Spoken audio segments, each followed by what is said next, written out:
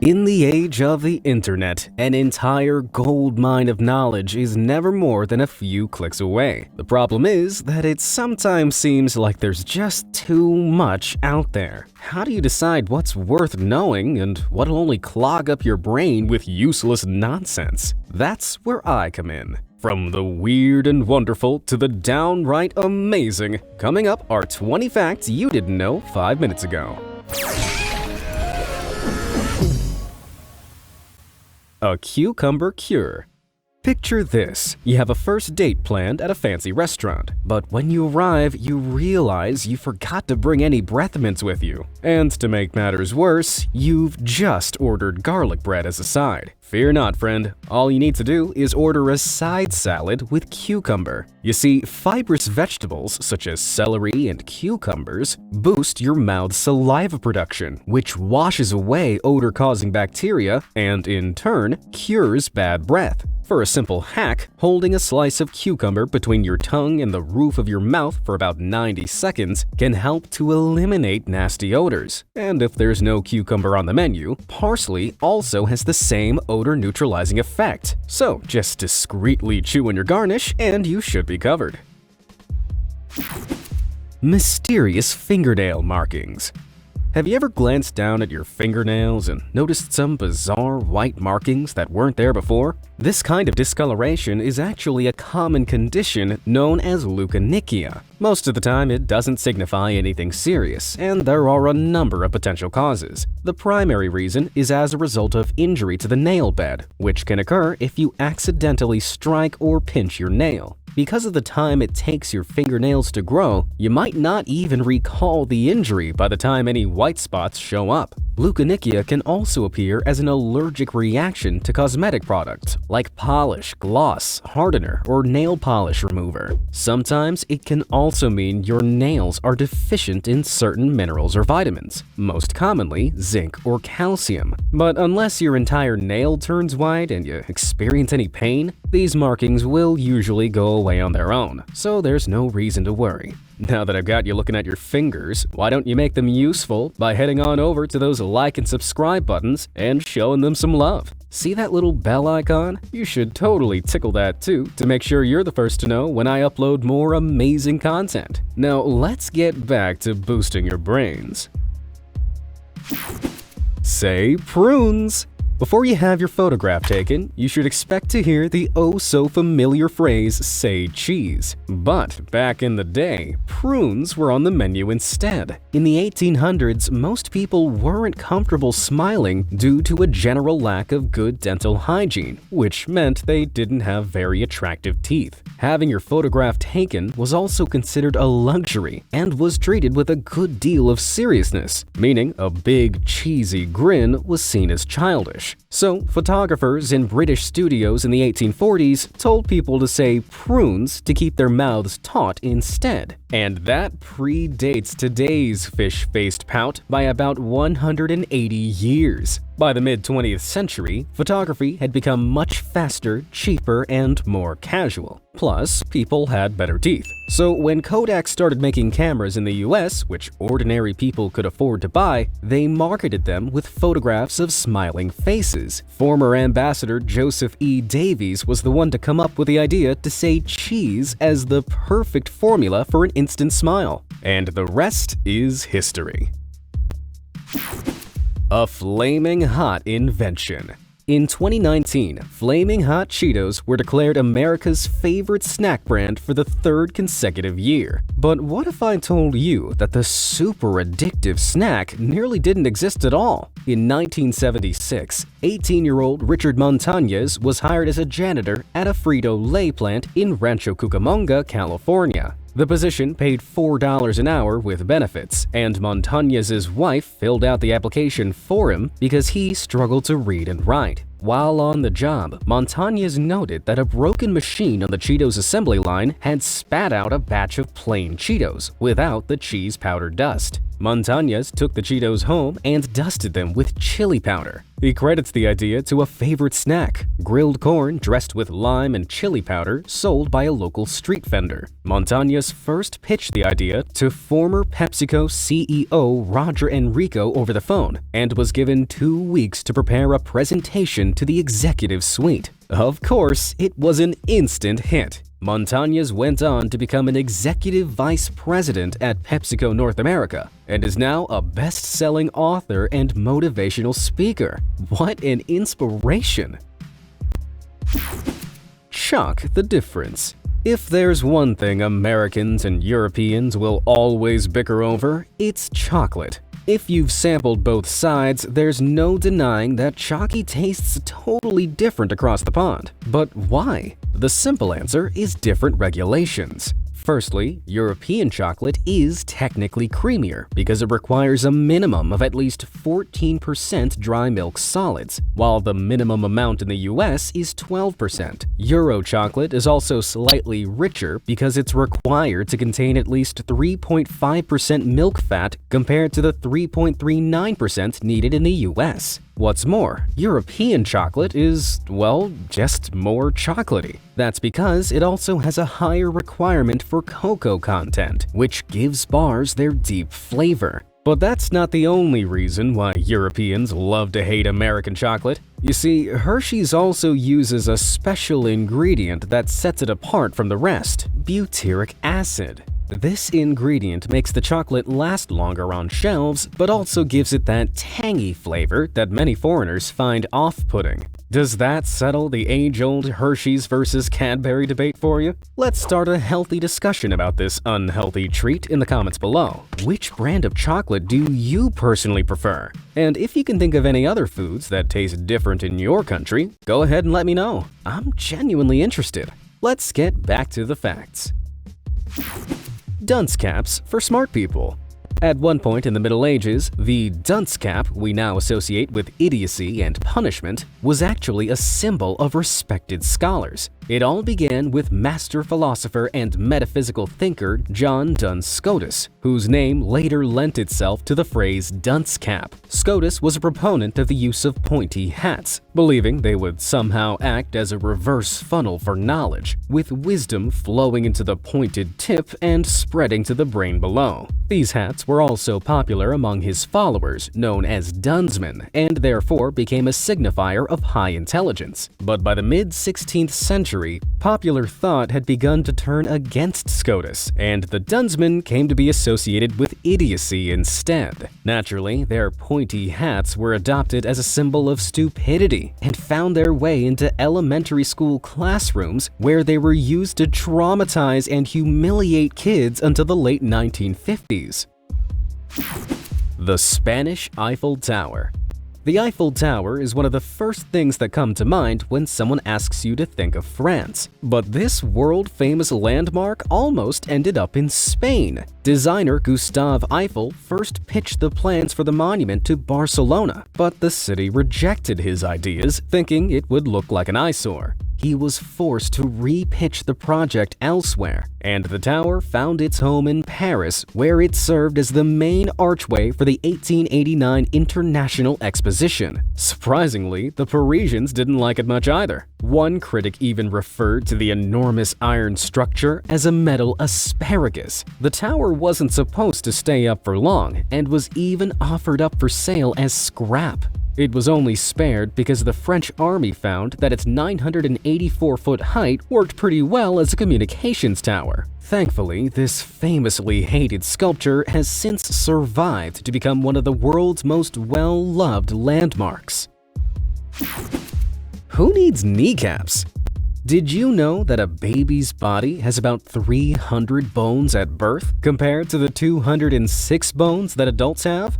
Over time, the process of smaller pieces fusing together reduces the number of bones in the body. One seemingly crucial thing babies aren't born with is kneecaps. Instead, babies are born with a piece of cartilage that will eventually become a bony kneecap or patella. Cartilage, which can be found in the nose, ears, and joints, is flexible and gives structure where it's needed in the body. Most children's kneecaps began to ossify, that is, turn from cartilage into bone, between the ages of 2 and 6. Often, several pieces of cartilage will begin to harden into bone at the same time until the kneecap is one complete bone by the age of about 10 or 12. Being born with kneecaps could actually make the birthing process more difficult, or could even result in birth injuries because bone is rigid and less flexible than cartilage. Isn't the human body smart? Space booze. Drifting 10,000 light-years from Earth in a constellation far, far away is a massive cloud of alcohol. The cloud, which was discovered in 1995 near the constellation Aquila, is 1,000 times larger than the diameter of our solar system. What's more, it contains enough ethyl alcohol to fill 400 trillion pints of beer. Anyone got a rocket I can borrow? Sadly, the cloud is 58 quadrillion miles away, so an interstellar pub crawl is probably off the cards. What's more, it contains a cocktail of 32 compounds, and some, like carbon monoxide, hydrogen cyanide, and ammonia, aren't so desirable. Another alcohol cloud, called Sagittarius B2, also holds 10 billion liters of mostly methanol alcohol, which is used in antifreeze and windshield wiper fluid. But how did this cosmic hooch get up there? Well, if the conditions are just right, simple alcohol compounds can form completely naturally in space, often on the surface of bits of floating space dust. As this dust moves within the high-energy vicinity of celestial bodies, like stars, the alcohol is forced to separate from the dust, forming massive alcohol clouds, which then float off, presumably to get some aliens very drunk. I wonder if space booze goes well with moon cheese. Use your head. How many times have you parked your car in a parking lot and walked away only to realize you forgot to lock it? Instead of retracing your steps towards the car until it's in range, there's one simple way to reach your car from further away. Hold the metal key part of your key fob against your chin, then press the lock button. You might look slightly weird while doing it, but you'll be grateful when it saves you a few extra steps. The trick works by turning your head into an antenna, according to Silicon Valley radio engineer Tim Pozar. With all the fluids in your head and the electrical currents flowing in your body, your noggin ends up being a pretty decent conductor. It won't work across great distances, but using your head can actually extend the key's wireless range by a few car lengths. Battery hack. Most modern smartphones are supposed to have a great battery life, but it seems to me like they're always dying when you need them the most. Thankfully, there's one super simple way you can make the most out of your remaining juice. If, like most people, you carry your smartphone around in your pocket, then part of the problem might be that your pocket is too warm. You see, cell phone batteries do actually last a bit longer if they're kept cool. The average 98.6 degrees Fahrenheit body heat of a human being when transmitted through a cloth pocket to a cell phone inside is enough to speed up chemical processes inside the phone's battery. As a result, it runs down at a faster rate. The simplest way to keep your phone cooler is to carry it inside your bag or on a belt clip instead. And if you ever find yourself away from home without a charger, you can switch off your phone and pop it in the refrigerator to slow the battery losing charge. I don't recommend using the freezer though. Surprising salmon.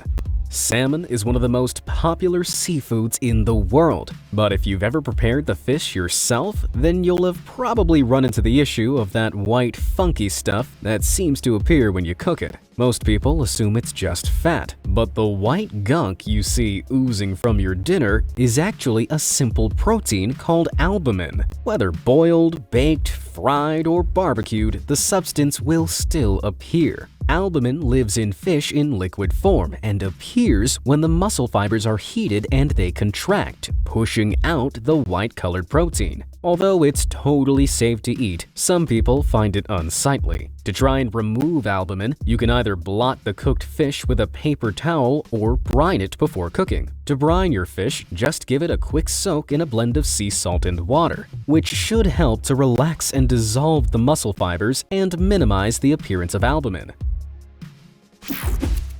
Giggling rodents. Rats aren't the most conventionally cute animals, but their reputation as disgusting vermin seems a little harsh, especially when you learn that they're ticklish. A study conducted in 2016 was able to pinpoint the tickle center of the mammalian brain, showing for the first time that stimulating neurons in that particular region can elicit a series of ultrasonic squeaks that are too high to be heard by human ears. Shinpei Ishiyama, a neuroscientist at the Humboldt University of Berlin, noted that the rats not only return over and over again to the place where they were tickled, but that tickling their bellies also triggers the neurotransmitter dopamine in the key reward-related brain circuits in the rodents. If that wasn't enough to prove that they love being tickled, rats also show a classic display of positive emotion found in many species, such as dogs, foxes, and even human children, called joy jumps. True to their name, this involves leaping into the air with both legs together. Talk about a cuteness overload! Disappearing socks. During a clothes wash, socks seem to creep into the yawning abysses of the laundry drum, never to be seen again. But where do they really go? There are actually a couple of explanations for their mysterious disappearance. If you have a top loader machine, a sock could sneak into the crevice between the inner and outer drums, then get snagged in the water drain or pump as a result of overloading the appliance. It's also possible for a sock to get stuck underneath the spinning agitator. For front-loading washers, though, a rogue sock might get lodged just underneath the rubber water seal known as the gasket. And if you pull this part back, you could find a goldmine of lost socks. Even if socks do make it to the dry cycle, they can be easily victimized by static electricity and get stuck to the inside of pant legs or other materials during the folding process. In short, no, there isn't a sock-eating monster in your washing machine. Waterfall wonders.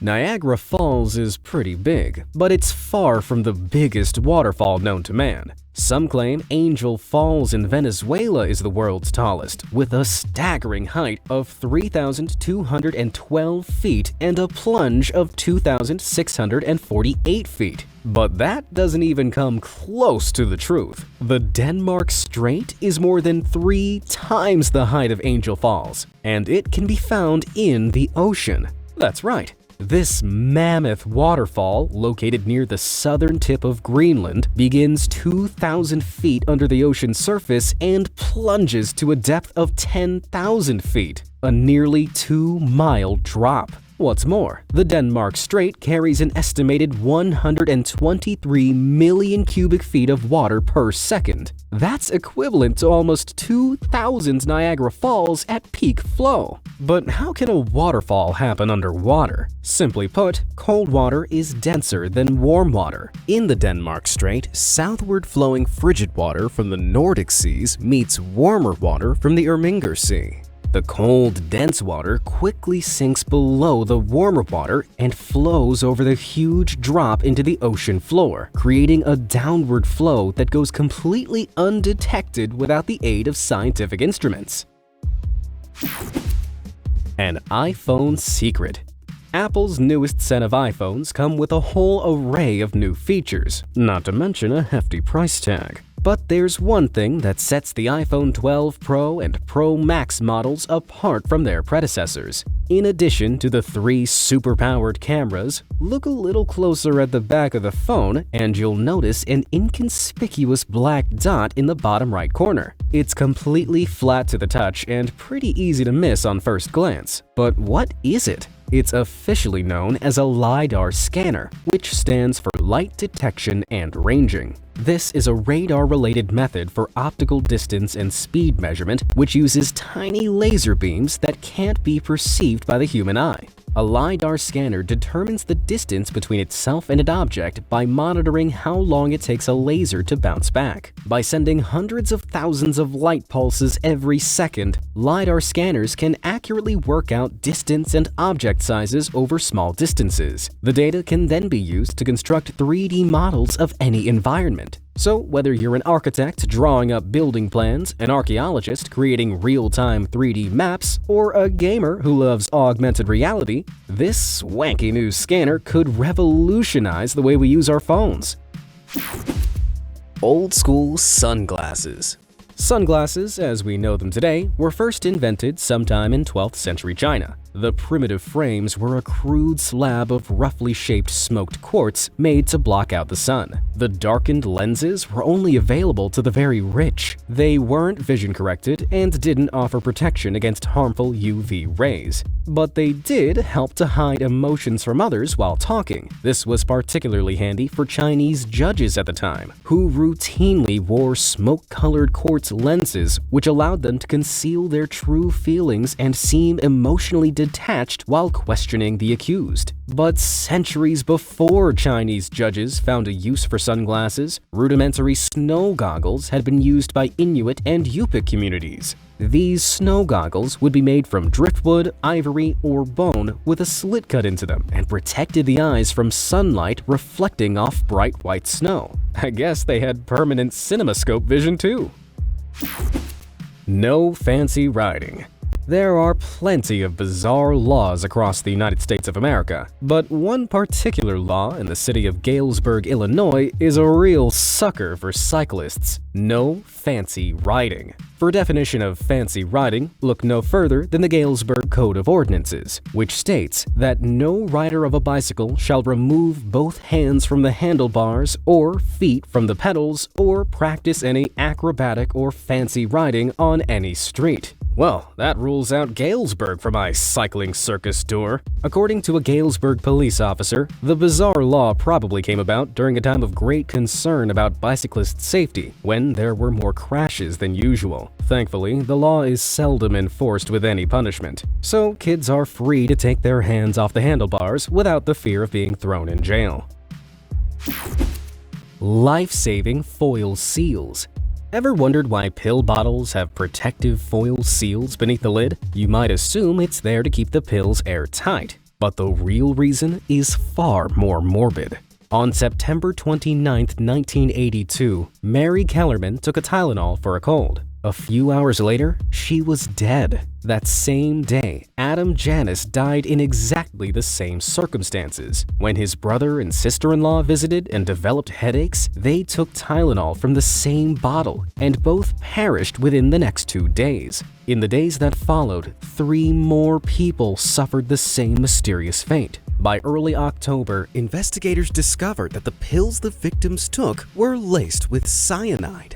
Over 31 million bottles of Tylenol were recalled, and a couple more deadly bottles were found on shelves in the Chicago area. Someone had taken the bottles off the shelves, put cyanide into the pill capsules, and then placed them back. The criminal was never caught, but the following year, U.S. Congress published the Tylenol bill, making it a federal offense to tamper with consumer products. And in 1989, the FDA established federal guidelines for manufacturers to make all such products tamper-proof, which included protective foil seals.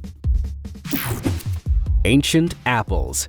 They say an apple a day keeps the doctor away. But what if that apple had been sitting around for a year? Sounds totally gross, but here's the catch. Most people have eaten a year-old apple at some point. Apples ripen during a very short period in the US between August and September, so keeping them in stores for the rest of the year means they must be treated with chemicals and kept in cold storage. In a warehouse setting, apples usually sit for at least 9 to 12 months, with one investigation even finding that the average supermarket apple is 14 months old. But that's not all. Scrape a supermarket apple with a knife and you'll notice something strange. The white substance you see here is actually shellac or carnauba wax, which is used to keep the apple fresh. Apples actually produce their own natural coating of wax, but some of that is washed away when growers wash the fruit to remove field dirt or any leaf litter. Applying an artificial coating of wax not only makes the apple look shiny and new, but helps to seal in the moisture, extending its life. But the coating can also act as an oxygen barrier, meaning the apple may look deceptively fresh, but is actually soggy and tasteless inside. What's more, consuming the wax in large doses could be harmful to the colon and small intestine, so perhaps it's best to stick to just one apple a day from now on. Which of these facts impressed or amazed you the most? Let me know down in the comments below. And if you want to titillate your trivia senses some more, why not lose yourself in the Be Amazed Fact Show next? As always, thanks for watching, guys.